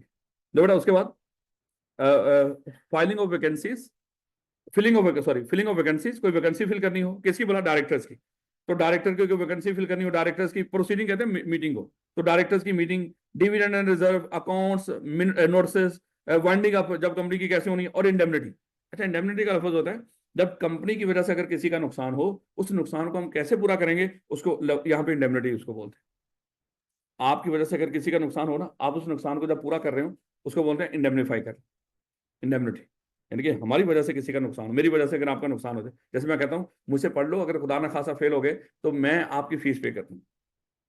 अगर अल्लाह ना करे वो पढ़ के फेल हो गया बच्चा, तो मैं जब उसकी फीस पे कर रहा हूँ, उसके लफज लफज क्या बोला जाएगा, राणा साहब उस बच्चे को इंडेमनीफाई कर रहे हैं, उसके नुकसान को पूरा करें। किस वजह से हुआ था, इन्हीं की वजह से हुआ, याद रखो। तो ये मेरे बच्चे जस्ट आपने इन कॉन्टेंट्स को, इनकी तरतीब नहीं याद रखी, मैं वहां पे फिर मेरा ध्यान जाता है, यहाँ पे इनकी तरतीब नहीं याद रखनी, जिस मर्जी तरतीब से। लेकिन मेरे बच्चे मैक्सिमम आपने कोशिश कर लेने, कल वो पेपर में पूछ रहे ना कि अच्छा 10-12 कॉन्टेंट्स बता दें, तो फिर और लेकिन वो ऐसे नहीं पूछता, वो क्या पूछता है, which of the following is or is not content of table. ये दिक्कत है, बड़ी गौर से पढ़ना पड़ेगा। और अगर ये पूछना विच of the following is not, तो तीन जो होंगे वो ढूंढने आसान होते हैं, तो चौथा मिल जाएगा। लेकिन वो कह रहे हैं ना विच ऑफ द फॉलोइंग इज, तो इसका मतलब तीन वहां पे ऐसे वैसे होंगे, एक ही होगा, वो एक ढूंढना बड़ा मुश्किल होगा। नहीं नहीं नहीं, डिटो यही बोलेगा, नहीं तो चले सीधा इंद्रा उसको कंपनी अगर जो मर्जी बोल दे, वो टेबल ए में यही है मेरे बच्चे, आर्टिकल्स के तौर पे कोई भी कंपनी हो आर्टिकल हो, वो बॉडी कॉर्पोरेट हो, यही है। बड़ा बार बार देखिएगा, कहता विच of the following is not covered in table A of the first, यानी कि एक पॉइंट ढूंढना है आपने जो टेबल ए में नहीं है। मुझे बताएं क्या प्रोसीडिंग ऑफ डायरेक्टर लिखा हुआ है, यही लफ्ज लिखा हुआ है, ऐसे ही लिखा हुआ, कुछ ये नहीं। क्या वोट्स ऑफ मेंबर लिखा हुआ है, बिल्कुल लिखा हुआ। क्या इंस्ट्रूमेंट ऑफ प्रॉक्सी लिखा हुआ है, बिल्कुल लिखा हुआ। क्या एनुअल रिटर्न का जिक्र आया था, नहीं, एनुअल रिटर्न का तो वहां पे कोई लफ्ज है नहीं, एनुअल का पूरे एनुअल का ही लफ्ज पूरा नहीं है। मर्जी मेरे बच्चे, मैं यही तो कहता हूँ कि वहां पे फिर अक्सर अगर हम इनके बारे में बात कर देते हैं ना ऐसी वैसी, तो लोग कहते हैं देखो बुजुर्ग हैं, फलाना है, आप इनको क्यों कहते हैं। भाई हर बंदे की गलती उसको बताओ, तो सिर्फ हम गलती करते हैं हमें भी बताओ, वो गलतियां करते हैं इस तरह की, हमें बतानी चाहिए। लो बेटा, इसके नीचे जो लिखा हुआ है, बस एक पॉइंट छोटा सा रह गया, उसके बाद हम स्लाइड पे वापस आ जाएंगे। और ये मैं दोबारा रीड कर दूंगा मेरे बच्चे नेक्स्ट क्लास के अंदर, बार बार बताना, क्योंकि उस रिकॉर्डेड लेक्चर वालों को दिक्कत होगी बाद में माशाल्लाह जिन्होंने सुनना। कहता है कि article to be printed, signed and dated, और आर्टिकल भी मेरे बच्चे ये सेम वही लाइन है जो मेमोरेंडम की थी। मेमोरेंडम भी प्रिंट करवाना, उसके ऊपर तारीख लिखनी, साइन, और जब आप उसको वो कर रहे होंगे तो मेरे बच्चे वो अगेन, बल्कि वो उन्होंने खत्म ही कर दिया है, बल्कि जब साइन कर रहे होंगे सब्सक्राइबर वगैरह, उनका नाम आगे उनके पूरे के पूरे पर्टिकुलर्स वो सारे मेंशन करने। तो बेटा ये यहाँ तक बात, ये बेटा ये ले लो, थैंक यू। ये छोटी छोटी बातें थी मेरे बच्चे, अगरचे इसमें टेबल ए जरा थोड़ा सा पढ़ने के लिहाज से इंपॉर्टेंट है, बाकी तो बस रीड कर लीजिए, ये सुपर डुपर इंपॉर्टेंट है। आर्टिकल्स को कैसे चेंज, अब आर्टिकल में हजारों बातें होती है, आर्टिकल्स के अंदर हजारों बातें हैं, अगर वहां पे क्लॉज नहीं, वहां पे क्लॉज हो भी तो मेरे बच्चे हर क्लॉज को चेंज करने का अलग अलग तरीका नहीं है, और ना ही वहां पे क्लॉज का जिक्र किया जाता है कि आर्टिकल्स के अंदर लिखी हुई बात क्लॉज होती है। मेमोरेंडम में 6-7 बातें थी, वो क्लॉजेस थी। आर्टिकल में लिखी हुई मेरे बच्चे इतनी सैकड़ों हजारों बातें लिखी हैं, अगर हर बात को चेंज करने का अलग अलग तरीकाकार होता ना, जैसे मेमोरेंडम में नाम को चेंज करने का कुछ और तरीका, principal line of business clause को चेंज करने का कुछ और तरीका, रजिस्टर ऑफिस क्लॉज को चेंज करने का कुछ और तरीका, अगर यहाँ पर भी होते हैं सबके अलग अलग, जो अभी आपने लिस्ट पढ़ी है, इसी तरह के हमारे बनाए हुए आर्टिकल में भी तो इसी तरह की बातें होंगी ना जो टेबल ए में है, तो मेरे बच्चे हम रुल जाते हैं। इसलिए आर्टिकल को चेंज करने का एक ही तरीका है, आर्टिकल में जब भी कोई तब्दीली हो रही है, कुछ भी तब्दील करना, उसका एक ही तरीका है, और वो देखिए वो तो करना है। मेमोरेंडम और आर्टिकल में सबसे पहला एक नंबर किस चीज का मिलना आपको, स्पेशल रेजोल्यूशन। वो तो आंखें बंद करके आपने लफ्ज देखे, मेमोरेंडम आर्टिकल में जब भी चेंज हो रहा हो तो सबसे पहले क्या है, शुरुआत ही स्पेशल रेजोल्यूशन से। अब मेरे बच्चे अज्यूम कर लो एक कंपनी अपने आर्टिकल्स को चेंज करना चाहती है, तो मुझे बताएं इस कंपनी को क्या करना पड़ेगा, सबसे पहले स्पेशल रेजोल्यूशन। और स्पेशल रेजोल्यूशन आपको पता है जनरल मीटिंग 21 दिन और 3/4 मेजोरिटी। अब स्पेशल रेजोल्यूशन पास कर ली, अब मेरे बच्चे आर्टिकल्स के अंदर क्या लिखा होता है, लोगों के हकूक कहाँ पे पड़े हुए हैं, आर्टिकल्स के अंदर, समझा रहा हूं आपको, राइट्स एंड ऑब्लिगेशन सब कुछ जो भी है वो सब कुछ कहाँ पे, आर्टिकल्स के अंदर। मेमोरेंडम में तो 6 साल बातें थी, जो भी हैं वो आपको पता है। अब मेरे बच्चे, अगर कोई कंपनी अपने आर्टिकल्स को चेंज करना चाहती है, वो क्या कर ले? स्पेशल रेजोल्यूशन पास कर ले। स्पेशल रेजोल्यूशन किन से? वोटिंग राइट्स वाले मेंबर्स की 3/4 मेजोरिटी से पास हुई होगी, ऐसे ही मेरे स्पेशल रेजोल्यूशन पास कर ली हमने।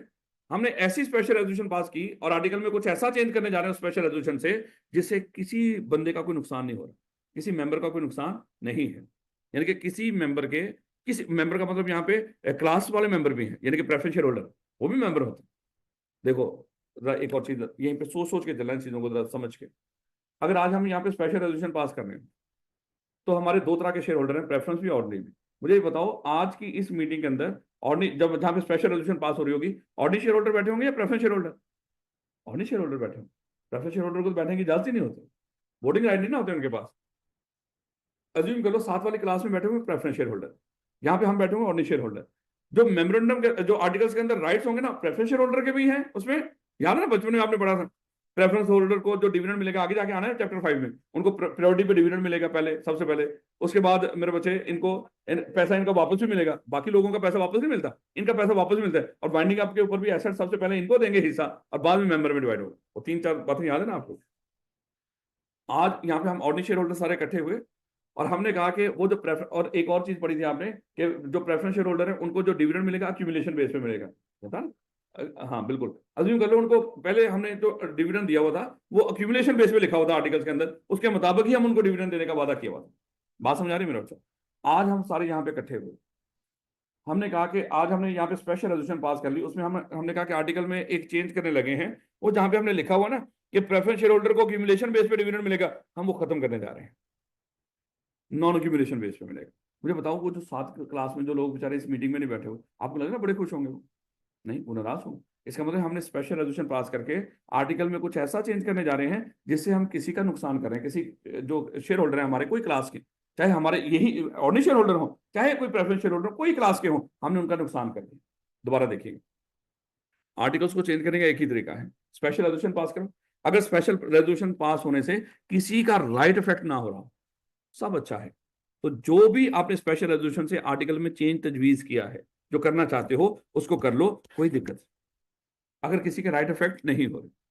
लेकिन अगर आपने स्पेशल रेजोल्यूशन पास की और उस स्पेशल रेजोल्यूशन से आपने आर्टिकल में ऐसी चेंज वो किया, तजवीज किया है जिससे खास क्लास के राइट इफेक्ट हो जाए, कुछ लोगों के राइट इफेक्ट, जैसे अभी हमने प्रेफरेंस शेयर होल्डर का क्या खत्म कर दिया, अक्यूमुलेशन बेस पे उनको डिविडेंड खत्म कर दिया, वो तो चलाएंगे, हमारे साथ जुल्म कर दिया आप लोगों ने। हमने कहा कि कर दी तब्दीली, हम कर सकते थे। अब यहाँ पे कानून बीच में आ जाता है। कानून कहता है कि अगर स्पेशल रेजोल्यूशन से आपने कुछ ऐसा आर्टिकल्स में चेंज रखा जिससे खास क्लास इफेक्ट हो गए, अब ये जो आपने जो चेंज किया आर्टिकल्स के अंदर, उस वक्त तक चेंज नहीं हो सकता जब तक इफेक्टेड क्लास अपनी मीटिंग बुलाए और उस मीटिंग में प्रेफरेंस शेयर होल्डर की मीटिंग हो और उस मीटिंग में 3/4 मेजोरिटी से जब तक इस रेजोल्यूशन की फेवर में वोट न दे। अब मुझे बताएं, जब वो क्लास अपनी मीटिंग बुलाएगी और उसमें 3/4 मेजोरिटी से रेजोल्यूशन पास करेगी, ये ऑर्डिनरी रेजोल्यूशन होगी या स्पेशल? ऑर्डिनरी होगी या स्पेशल? मैंने आपको चैलेंज दिया था, अगर आपको याद, मैंने आपको चैलेंज दिया था कि कभी कभी मैं फंसा दूंगा आपको मेरे बच्चे इस पॉइंट के ऊपर, ना तो स्पेशल ना ऑर्डिनरी। क्योंकि ऑर्डिनरी और स्पेशल रेजोल्यूशन कहाँ पे पास होती है? जनरल मीटिंग में। क्लास वालों की मीटिंग कभी जनरल मीटिंग नहीं होती, वो सिर्फ किन की मीटिंग होती है? वोटिंग राइट वाले शेयर होल्डर्स की मीटिंग जनरल मीटिंग होती है बेटा।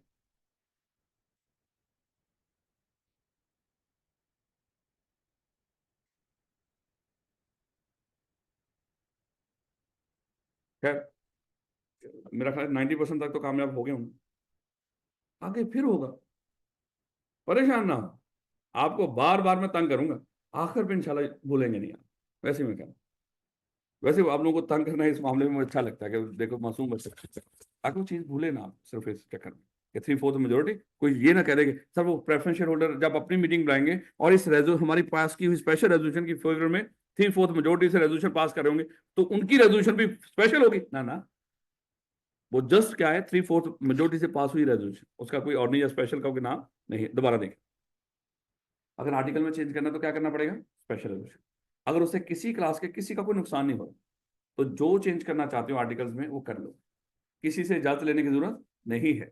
लेकिन अगर आप ऐसा चेंज करें जिससे कोई खास क्लास इफेक्ट हो, कोई भी शेयर होल्डर इफेक्ट हो रहे हो, वो चाहे वो जनरल मीटिंग में बैठे हो, वही इफेक्ट हो रहे हो, चाहे वो 7 वाला कोई भी इफेक्ट हो, तो फिर ये रेजोल्यूशन कब तक पास नहीं होगी बोला? हाँ, जब तक इफेक्टेड क्लास भी, इफेक्टेड जिनका नुकसान हुआ, जिनका नुकसान नहीं हुआ वो नहीं, तो इफेक्टेड क्लास है वो अपनी लहदा मीटिंग बुलाए। और जैसे प्रेफरेंस शेयर होल्डर वाले अब क्या करेंगे, अपनी लहदा मीटिंग बुलाएंगे। अगर वो अपनी उस मीटिंग में हमारी जनरल जो मीटिंग में पास हुई स्पेशल रेजोल्यूशन, उसकी फेवर में 3/4 मेजोरिटी से वो भी रेजोल्यूशन पास कर दे, अब आप जो भी चेंज करना चाहते हो आर्टिकल में वो कर, याद रखो। दोबारा आर्टिकल चेंज करना है, क्या करना पड़ेगा? Special resolution. उससे राइट इफेक्ट हो गए, क्या करें? अफेक्टेड को कहें कि वो अपनी मीटिंग बुलाएं, अगर वो भी हमारी इस रेजोल्यूशन की फेवर में वोट दे दें तो फिर आप चेंज कर सकते हो आर्टिकल में, नहीं तो नहीं कर सकते। हमने स्पेशल रेजोल्यूशन पास की, किसी का राइट इफेक्ट नहीं है, आर्टिकल में चेंज करना चाहते हैं तो कर लें, कोई मसला नहीं है। हम स्पेशल रेजोल्यूशन पास की और आर्टिकल चेंज करना चाहते हैं तो किसी के राइट इफेक्ट हो गए, इफेक्टेड क्लास को कहेंगे अपनी, भाई जो इफेक्ट हुआ अपनी मीटिंग बनाए, अगर वो भी इस हमारी 3/4 मेजोरिटी से हमारे साथ मिल जाए तो क्या होगी, वो जो भी चेंज है वो वैलिड हो। अभी आधी बात हुई है इस चैप्टर के अंदर, चैप्टर नंबर 2 में आधी बात हुई है, इससे आगे आधी बात हम चैप्टर 5 में करेंगे। अभी स्टिल अभी भी कुछ लोगों को अदालत में जाने का मौका मिलेगा, अभी भी लोग अभी भी नाराज हैं, उनकी 3/4 मेजोरिटी, पता चला वहां पे कुर्सियां चल रही हैं, लेकिन 3/4 मेजोरिटी ने फेवर में वोट दे भी दिया है, उसके बावजूद वहां पे कुर्सियां चल रही हैं, सर पटे हुए लोगों। वो कहना कि देख लेंगे हम आपकी स्पेशल रेजोल्यूशन, इसको जो चेंज करना चाहते हैं, वहां पे कानून फिर आ जाएगा। कानून कहता है कि फिर कोई भी 10% शेयर होल्डिंग वाले लोग अगर इकट्ठे होकर अदालत में चले जाएंगे तो अदालत में जाके इस रेजोल्यूशन को चैलेंज कर सकते हैं। तो अदालत वहां पे सिर्फ 2 चीजों को देखेगी, वो जाके वहीं पे पड़ेंगे फिलहाल। तो मतलब यहीं से कहानी शुरू होनी है, वो वहां पे नए सिरे से नहीं होगा, है? तो यहीं से कहानी शुरू होगी, और जब यहां तक आंसर कब करना है वो भी बता देंगे आपको, और उस आंसर की कब बारी आएगी वो भी आपको बता देंगे। परेशानी होना सर ये क्या, एक ही चीज है, वहां पे भी आर्टिकल चेंज कर रहे होंगे चैप्टर 5, यहाँ पे भी आर्टिकल ही चेंज कर रहे हैं, वहां पे भी आर्टिकल चेंज ही होंगे ना। एक्चुअली वहां पे टॉपिक का नाम है alteration of rights of share holder. Rights of share holder कहां पे लिखे होते हैं? आर्टिकल्स में। Alteration of rights of share holders, यानी कि शेयर होल्डर्स के राइट्स कहां पे लिखे होते हैं? आर्टिकल्स के अंदर। तो जब हम उनको चेंज कर रहे होंगे शेयर होल्डर्स के राइट्स को, एक्चुअली क्या चेंज कर रहे होंगे? आर्टिकल्स। तो तरीका यही है अल्टरेशन ऑफ आर्टिकल। बात समझ आ रही है मेरे बच्चों? तो ये बात मेरे बच्चे यहां तक आप लोगों ने इसको थोड़ा सा अच्छे तरीके से पढ़ के आना। अब जल्दी जल्दी मेरे बच्चे बस इसको जितना है रीड कर लें। कहता है कि alteration by special resolution subject to company act and memorandum, एक कंपनी में by special resolution alter its article. अब वो क्यों लफ्ज बोले दोनों ऊपर पहले? क्योंकि जो भी आर्टिकल में चेंज करने जा रहे हो वो नया जो चेंज है वो भी किसके मातहत होना चाहिए? मेमोरेंडम और आर्टिकल्स के, मेमोरेंडम और act. alter its article and any alteration so made shall be valid as if originally contained in the article and be subject in like manner to alteration by special resolution। लो बेटा, हमारा ये articles हैं, ये articles हैं। इस article में ना पहले हमने लिखी हुई थी, करते करते करते करते करते 56 चीजें लिखी हुई आर्टिकल्स के अंदर। आज हमने आर्टिकल में चेंज करके यहाँ पे कोई पॉइंट 57 भी ऐड कर दी, ये अब ऐड किया। जब आर्टिकल बने थे कितने पॉइंट लिखे हुए थे? 56। अब हमने स्पेशल रेजोल्यूशन पास करके आर्टिकल में एक और पॉइंट ऐड कर दिया, कौन सा? 57। इसको बोलते हैं चेंज इन आर्टिकल्स। हमने चेंज में अल्टरेशन की है, अमेंडमेंट की है आर्टिकल्स के अंदर। ये जो 57th पॉइंट लिखा है, ये जो 57th पॉइंट लिखा है हमने अब ऐड किया है बाद में। हम ये समझेंगे जैसे ये 57th पॉइंट उस वक्त ही ऐड हो गया था जब ये आर्टिकल बने थे, इसको ऐसे ही आर्टिकल्स का हिस्सा माना जाए। याद रखेंगे ये 57th पॉइंट ये ऐसे ही इसमें ऐड हो जाएगा, जब हो जाएगा जैसे जब हमने आर्टिकल ओरिजिनली बनाए थे उसी वक्त हमने इसको लिख लिया था। आगे फ्यूचर में अगर हम 57th पॉइंट को ही चेंज करना चाहें, हम ये नहीं कह सकते ये तो हमने बाद में खुद ही ऐड किया था, इसको खुद ही निकाल देते। ना ना, कहते हैं ये आर्टिकल्स का हिस्सा बन चुका था। उसके बाद अगर 57 पॉइंट को ही दोबारा चेंज करना चाहते हो तो दोबारा वही तरीकाकार अडॉप्ट करना पड़ेगा जो आर्टिकल्स को चेंज करने का। याद रखोगे जैसे अभी सेम पाकिस्तान के अंदर हो रहा, हमने क्या किया, हमने 26वीं आईनी तरमीम पास कर दी अभी पिछले दिनों में। 26वीं उस पर लोगों का एतराज है। अब जब 26वीं आईनी तरमीम पास होकर आइन में हमने ऐड कर दिया ना, अब वो आइन का हिस्सा बन गई। ये ऐसे ही जैसे 1973 में ऐड थी ये 26वीं आईनी तरमीम, कैसे ही समझी जाएगी अब, जैसे उसी वक्त हमने ऐड कर दी। अब आएगा इंशाल्लाह इमरान खान, वो इस तरमीम को क्या करेगा? खत्म करेगा। जब उसने तरमीम को खत्म करना है तो दोबारा वो ये नहीं कहेगा ये तरमीम तो बाद में इन्होंने, ये चोरों लुटेरों ने की थी, है तो इसको वैसे ही हम चेंज कर लेते हैं। ना ना, इसको चेंज करने का भी वही तरीकाकार होगा जो आइन को तब्दील करने का तरीकाकार है। जो 26वीं आईनी तरमीम को ऐड करने के लिए किया गया, चेंज करके उसको दोबारा चेंज करना चाहे तो वही तरीकाकार अडॉप्ट करना पड़ेगा। याद रखोगे मेरे बच्चे इस बात जो समझाना चाह रहा हूं। अब अल्फाज जरा थोड़े से दोबारा देख। कहता है कि एनी अल्टरेशन सो मेड, ये जो हम बाद में तब्दीली करते हैं आर्टिकल्स के अंदर, shall be valid as if originally contain in the article. ये इतनी ऐसे वैलिड होगी जैसे जब आर्टिकल बने थे उसी वक्त हमने ये बात ऐड कर दी जो आज हमने ऐड की है। And be subject in like manner to alteration, और इस चेंज को अगर हम दोबारा चेंज करना चाहें वैसे ही चेंज होगा जैसे हम आर्टिकल्स को चेंज कर रहे हैं। कैसे चेंज करेंगे? Special resolution. और यही अगर किसी के मजीद नाइट इफेक्ट नहीं होंगे तो कर लो, अगर फिर इफेक्ट होंगे फिर अफेक्टेड क्लास की 3/4 मेजोरिटी, सारा यही प्रोसेस फॉलो करेंगे। याद रखोगे मेरे बच्चों?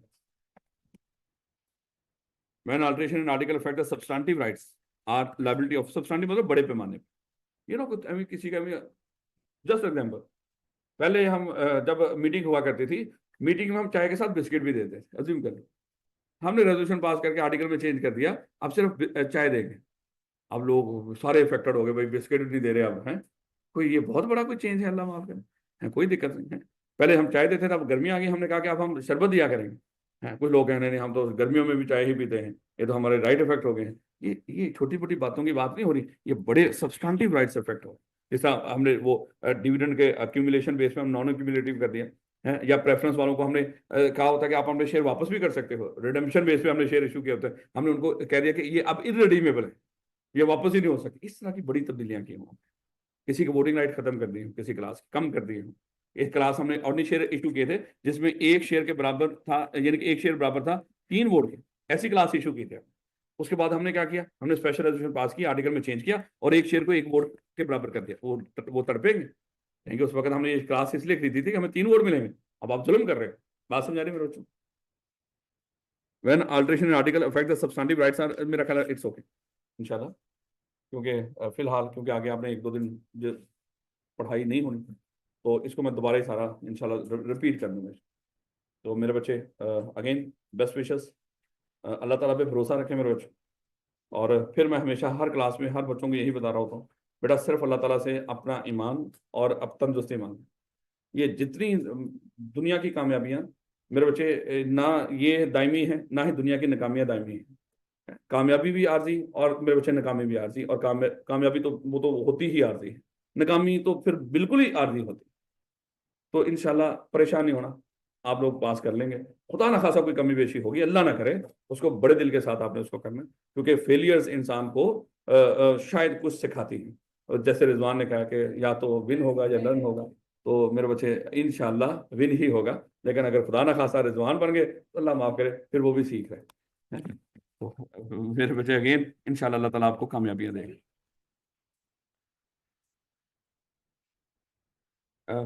एसी होता है एसोसिएट चार्टर्ड अकाउंटेंट और एफसी होता है फेलो चार्टर्ड अकाउंटेंट। ये अगर कोई बंदा सीए करते हुए किए हुए उसको 10 साल हो जाए और वो फर्म में ना हो, तो 10 साल के बाद वो अपना स्टेटस एफसीए में कन्वर्ट करवा सकते हैं, अगर फर्म में ना हो। अगर कोई बंदा सीए करने के बाद फर्म में ही हो, वो 5 साल के बाद ही एफसीए बन जाता है, वो अपना स्टेटस एफसीए में कन्वर्ट करवा सकते हैं। आर्टिकल्स यानी कि सीए भी हो आर्टिकल्स भी हो, सीए क्वालिफाई हुआ हो और आर्टिकल्स खत्म होने के बाद अगर 5 साल आप फर्म में ही रहे, तो फिर 5 साल के बाद ही आप एफसीए बनने के लिए एलिजिबल होते हैं। अप्लाई करना पड़ता है उसके लिए, मुझे अब एफसीए उसके लिए। लेकिन अगर क्योंकि एफसीए की फीस थोड़ी सी ज्यादा होती है एनुअल सब्सक्रिप्शन, इसलिए कई लोग होते ही नहीं, कहते हैं इसी चलने दो, हमने क्या करना है एफसीए बन के, और वैसे बंदा बुजुर्ग लगता है, फायदा कौन नहीं। तो इसलिए लोग अपने आप को एसी रखते हैं, कई वो करवाते ही नहीं। तो फर्म के जरिए कितने सालों में? 5 सालों में। अगर फर्म में ना हो, इंडस्ट्री में हो, तो 10 साल के बाद आप एलिजिबल होते हैं, लेकिन अप्लाई करना पड़ता है, फिर वो आपका स्टेटस चेंज कर देता है। तो ये एसी और एफसी हो, यानी कि बुजुर्ग चार्टर्ड अकाउंटेंट एफसी और यंग चार्टर्ड अकाउंटेंट एसी। लेकिन अगर वो शेख ना हो, ये ना कि खुद ही उसको कन्वर्ट ना करवा दो शेख, वैसे मैंने मजाक के तौर पे कहा, ये लोग करवाते नहीं उसको एफसी में कन्वर्ट। नहीं बेटा इंशाल्लाह।